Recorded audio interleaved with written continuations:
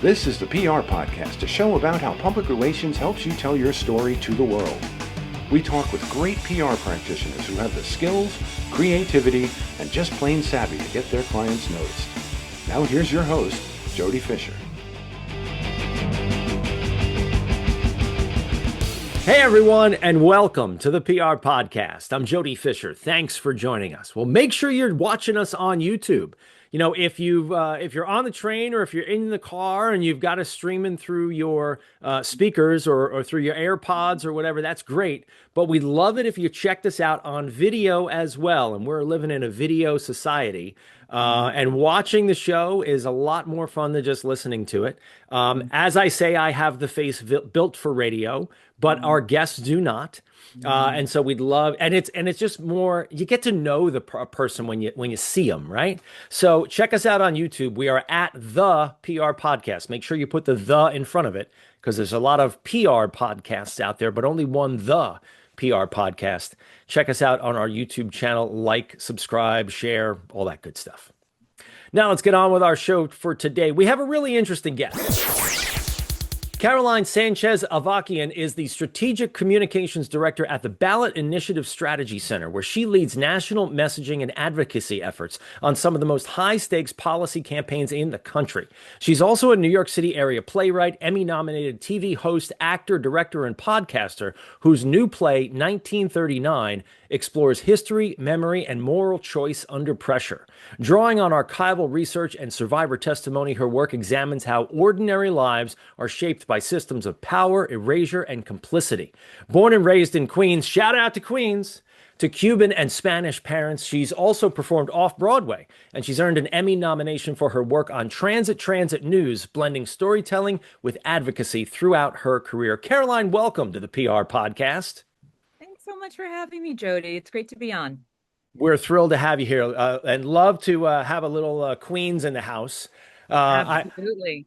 I did a short stint in Queens, but you're born and bred, right? Born and bred, Elmhurst, Queens. Went to Newtown High School. Tell us a little bit about your upbringing, kind of how that shaped what you do now today. Absolutely. So I was born and raised in Queens to immigrant parents, and I feel like my infancy and my childhood was really shaped by the immigrant experiences that they had. And, coming from essentially a long line of refugees, I was always interested in their experience. It was something that was always ever present. When they talk about generational trauma, it really is true. Like you carry the weight of what your parents and your grandparents who are around you in a way carry, as much as they try to protect you from it. So, as a curious teenager, and then I went to college and I was getting my master's in theater, I wanted to write a play about the refugee experiences that my grandmother had. And I found that there were a lot of holes in the stories, and those were purposely hidden until most recently historical records were kind of uncovered, and a lot of what was hidden had come to light. So a lot of my upbringing, and even in my early adulthood, was shaped by learning about the immigrant experience, how that shapes me as an American, and how storytelling and messaging is so critical to really having a shared understanding of who we are. Yeah, tell us about how that has sort of guided you and driven you, I guess, into the work that you do today at the Ballot Initiative Strategy Center. So for a long time, I would say over 20 years, I worked in global development communications. So I was director of communications, but for organizations like Film Aid International and Trickle Up, organizations that work, like I said, either, in different parts of the world. And my focus was really on that forced migration work, refugee work. And it wasn't until very recently, I would say 2018, that I started to felt very called to do more domestic state work. And I got involved in local politics here in New Jersey, and I found that really compelling. And I thought, well, I've spent my whole career in comms, but just in international comms. I feel like I have the skill set to do policy work here because it's a lot of the same skill sets, a lot of learning. Still, obviously, because there's always learning when it comes to new policies and U.S. work. But I took the risk and I took a jump, and a lot of my colleagues thought I was crazy because I had spent a career developing myself in the global development realm, and here I was turning into this very competitive policy and national political work. And I was lucky enough to get hired at the Ballot Initiative Strategy Center, and that's where I've been since about 2020. And who could have predicted that the work that you're doing really has become as important as always been important, don't get me wrong, but boy, has it become important in the last couple of years. And I don't shy away from my politics here. What's going on in our country is horrific. And you are at the forefront of that. Could you tell us a little bit about that, the work that you're doing now? Absolutely. So at the Ballot Initiative Strategy Center, we are national infrastructure organizations, but we work with different state partners on their ballot measure campaigns. So we provide everything from tools and tactics and voter research to working with campaign managers to help them guide their campaign from start to finish. We call it the 360 life cycle. So it's not just like in September during election season, get out the vote, but we really start from the beginning of the campaign planning. So it's really a 360 life cycle. It really never ends to get them to the finish line. And it's all about ballot measure campaigns. So everything from a ballot measure that may appear to raise the minimum wage or to codify reproductive rights in a state constitution since the overturning of Roe v. Wade. So it's a lot of different types of issues. And so the messaging has to be very specific, but ultimately with policy work, you have to take this wonky policy stuff and really translate it into real life meaningful effects of what that means for communities and the people experiencing them. So for me, it's really about helping to translate something that can be very policy heavy and very difficult to understand, like sometimes even ballot language that is difficult when, essentially a ballot measure are those questions that you get at the bottom of when you're going to vote, right? Yes or no. Those are ballot measures. And you can, on states that have the ballot measure, you can vote across the state and it gets implemented in the state. But a lot of the time, it's not written in a way that's understandable. So my work with the media, also with donors, with others, is to help translate that wonky policy into what this really means and the impacts it has on real people. Yeah, I'm going to put my hand up as one of those people who, when you read those those ballot questions on the back of the ballot, you go, "Huh? Who wrote this?" And if you haven't, done some research on them before you walk into that ballot booth, or, whether it's read the analysis in your local newspaper or seen something somewhere else that can educate you on that, you're really kind of lost. And you could be voting the wrong way on something that is really intimately going to affect your life, right? Absolutely. In fact, we have research that says that when voters get to the voting booth and they don't know how to answer a question because it's been written in a way that's really unintelligible, they will often refrain from voting because they don't want to harm their community, right? And so what we do in comms, especially because we're more national, right? We're a smaller, medium-sized organization, but we are at the head of ballot measures in terms of people come to us to better understand ballot measures and the landscape across the country. What are the trends that we're seeing across? What are we going to see on at the ballot booth, right? So what we try to do is say, okay, this is when we talk to the media, we say, hey, this is what this policy or what this ballot measure that's showing up in California or whatever state it's in, this is what it really means. And then what reporters do is they take our translation and then they apply it to their writing, which hopefully when it comes across voters and they're reading different, however they consume their media, they have a better understanding of what they're looking at when they are voting. We also work with our campaigns on ballot guides, right? So when people get ballot guides in the mail, or if they're just really looking up more information about the campaigns that they're going to be coming across on election day, that they have a better understanding of what they're actually voting on through these voter guides. So there's many different ways that we work, or that I work, to help kind of demystify a lot of that language. Yeah, it's really important work. I mean, do you go so far as to, for lack of a better phrase, pitch stories about the potential impact of these ballot initiatives? By using an individual, in medical pitching, right? The reporter always says, "Give me the patient," right? Give me the person's story. Give me the personal story that exemplifies what this issue is all about. Do you go so far as doing that when you're working with media? 100%. In fact, that's most of what we do. It's like, hey, when we pitch, we're saying, you're writing about this. But what you're not seeing is, so right now, our government is being hollowed out. So it looks like the structures of government are there, but they're being hollowed out from the inside. And so what we're saying is, yeah, this state might have a ballot measure process, but now we've increased the passage of a ballot measure, which is 50+1, right? For everything is over 50 to 60% over several years sometimes to pass a ballot measure. So that doesn't look very democratic, does it? And so what we're saying is, hey, you need to write about this because more people need to know about this. We need to put pressure on the policymakers that are doing this. And so we need to be, when we pitch, we're definitely pitching those stories about how our democracy is being hollowed out, how that affects ballot measures, particularly because obviously that's what we're working on.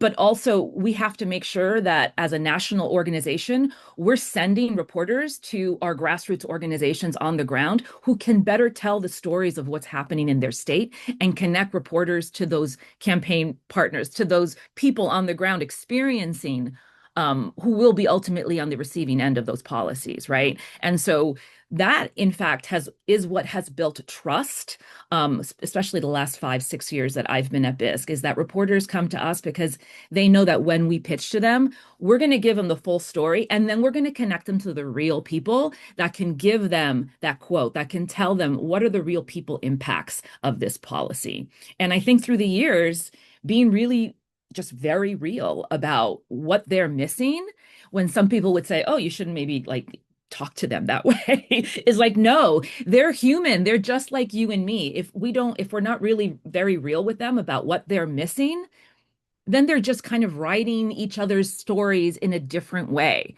And so when they come to us, they know that what they're getting is a nuanced, different perspective than what the mainstream may be writing about right now. Those ballot questions can also be somewhat sinister, depending on what the issue is. And as we talked about, the way they're written makes them sound a lot different than what they actually will do if they're enacted. Have you? I don't want to put you on the spot here, but maybe a little bit. What are the kinds of ballot questions that are being put on ballots around the country? I mean, are they? And what are some of the ones that maybe keep you up at night, the ones that draw your focus, that really need our full out attention? Absolutely. I think right now, the hollowing out, like I said, of direct democracy, so ballot measures, it's the people's tool. It's one of the few ways that some states, not all states, but some states have to, to create policy on their own terms, right? To get a citizen-initiated ballot measure is folks coming together, usually organizations that will come together and put a ballot question on the ballot that helps to benefit communities, hopefully. There's also the reverse of that, right?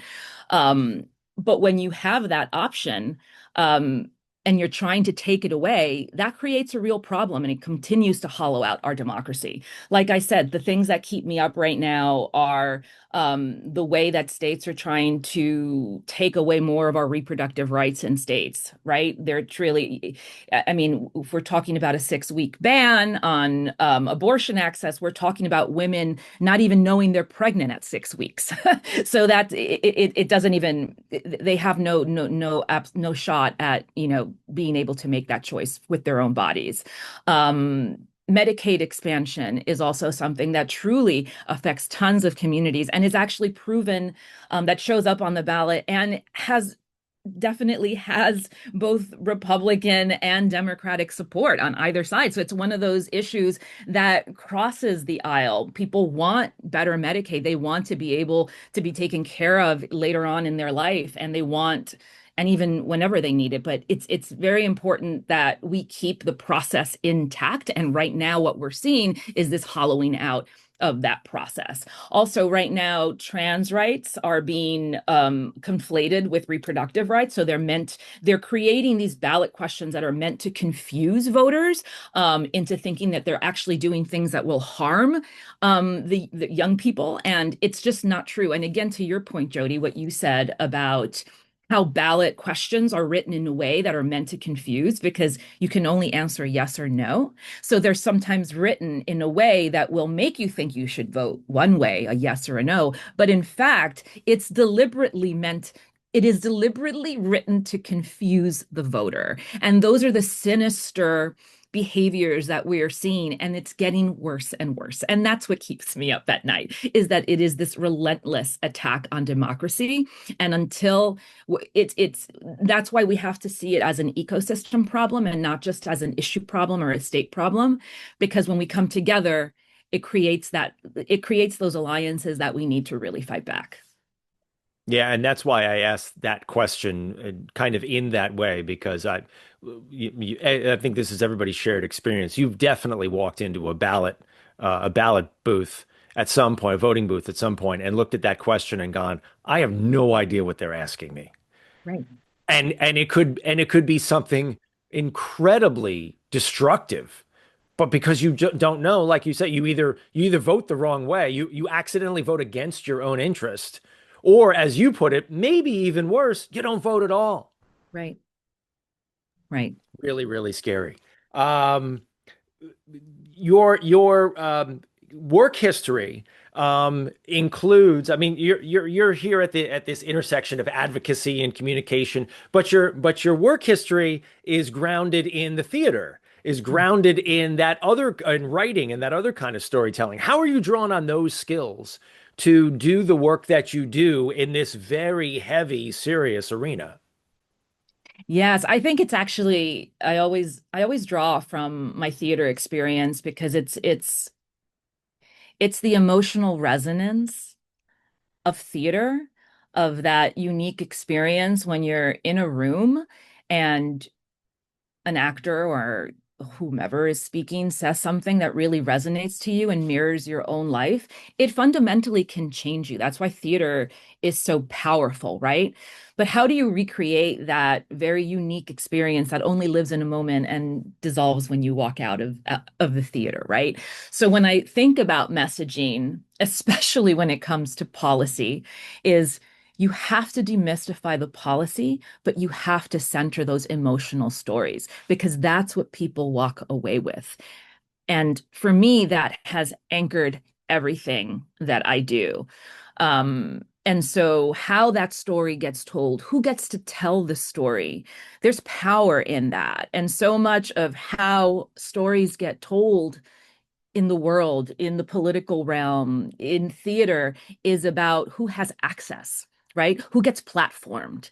And so my work and what I've learned, not only in the theater, but in advocacy work and working in East African refugee camps or in other parts of the world, is that the stories are more powerful when they are told by the person that is affected by them. And too often in comms, in PR, we speak for people and we dilute the story. And we can also possibly even do harm when we don't center the folks that should be telling the story. So, insofar as I can, as a communications person, let other people speak and platform those people and the way that they should tell the story to tell us how it really affects them, the more we learn, the more we get to better policies.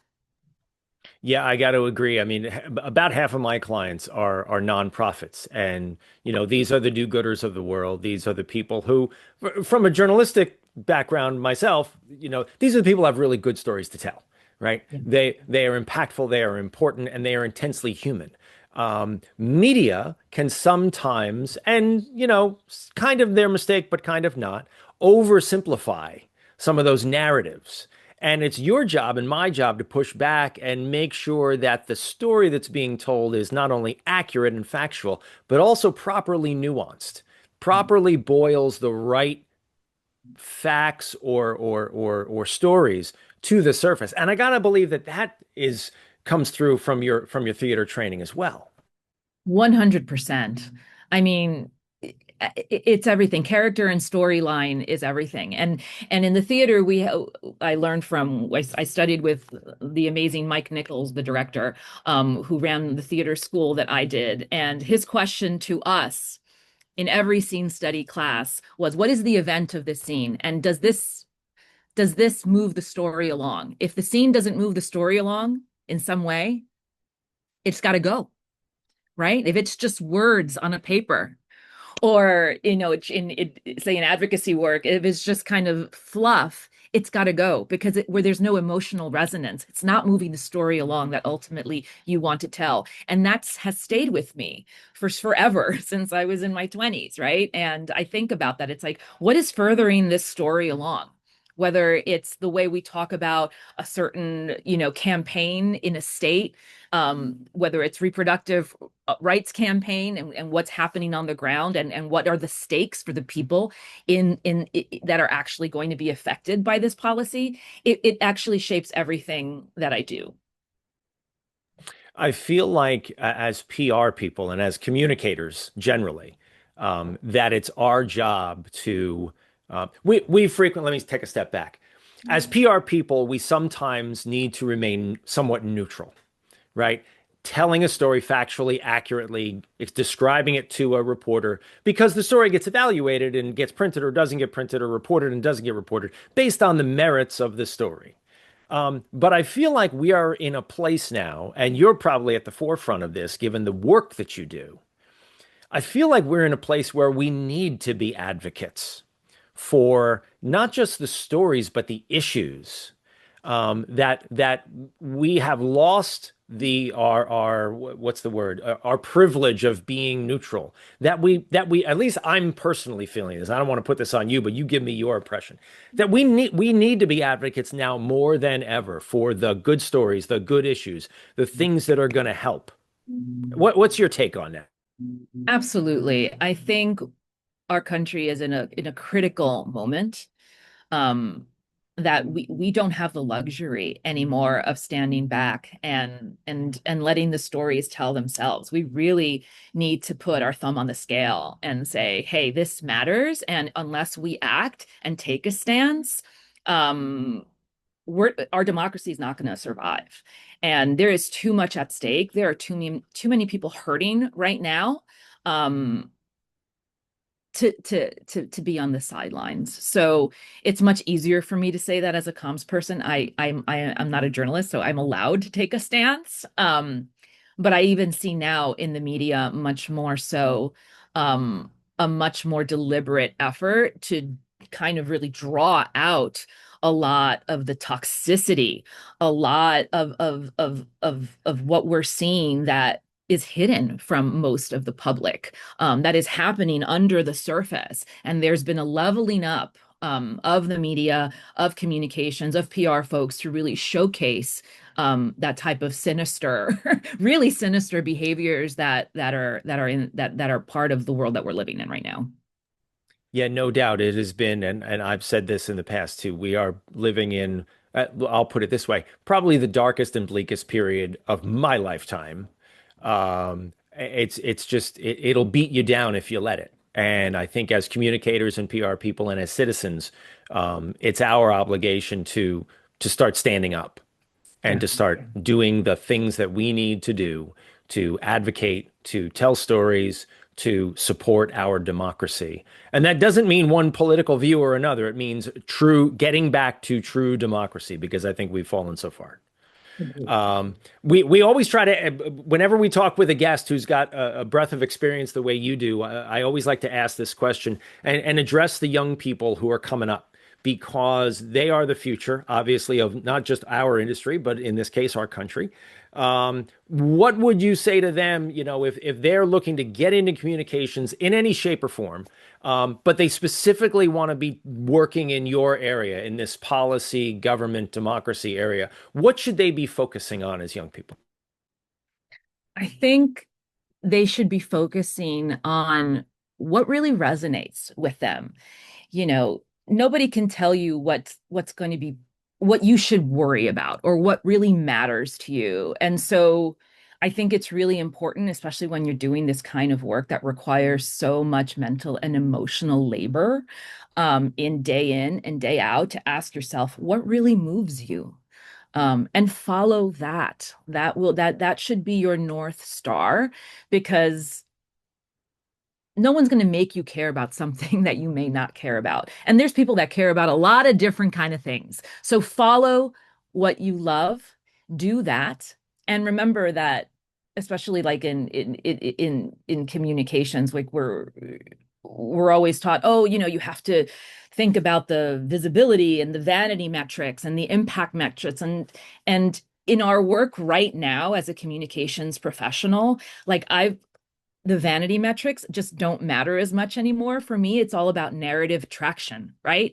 Is the narrative really, are the ideas, are the values, are we advancing that? Are they coming up consistently across media, across messengers, and over time? That's what matters now. And that's what you should be focused on, less about an Instagram post or, even a podcast. It's really about how that media is playing across the landscape of the media and how much traction and consistency you're getting. So if you're looking to get into that field, think about it more broadly. Because I think now in this like media ecosystem that we're in, that's more important than ever. Terrific advice, Caroline. Thank you so much for sharing your perspectives here today. Really appreciate you coming on the show. Thank you, Jody. We are not done with you yet, however. If you've listened to the show before, you know that this is where we segue into the rapid fire question portion of our podcast, where we steal a page from inside the actor's studio. We ask our guests a series of rapid fire questions. You're smiling here, right? You know it's coming. Meant to elicit a simple answer and maybe a laugh or two. With your indulgence, Caroline Sánchez-Avakian, let's begin with rapid fire question number 1. What is your favorite news source? Oh, as a born and bred New Yorker, I got to say the New York Times in all its forms. It used to come to my house in the hard copy way, but now I read it online, and I love the morning email that I get from them. So that's got to be my favorite. And the art section, can't beat the art section. Good stuff. Do you pick up any Spanish language papers? Do you I indulge do, in any? Yeah, which ones? On the subway when I'm in New York. El Tiempo, there's a ton of them. But when I'm going to visit my parents in Queens, I tend to pick them up. Rapid fire question number 2. What's your favorite social media platform? Probably the one I spend the most time is Instagram, because it allows me to just view pictures. Yeah, right. Exactly. Rapid fire question number 3. Coffee or alcohol? Coffee all day, every day.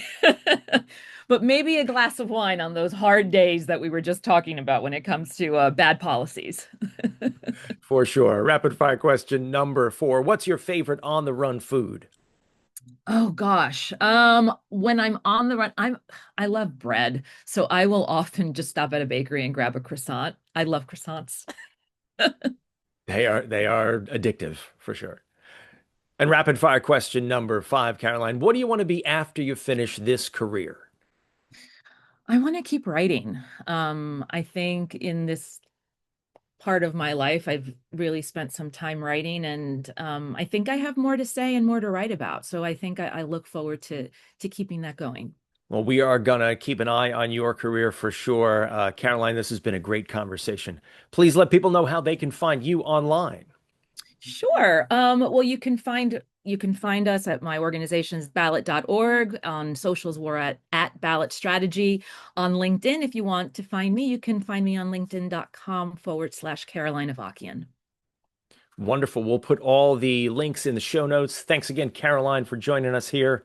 And thank you, everyone, for listening. Please remember to subscribe to the show. Connect with us on Facebook, Twitter, Instagram, and TikTok at The PR Podcast, and send us a question or a comment. Our intro is by Christopher Apple. You can find him and his fantastic photography on Instagram at Christopher_APPOLDT. Check him out there and hire him for all your photography needs. You can find me online at Jody Fisher on all the socials and on the web at jodyfisherpr.com. We'll see you next time on the PR Podcast.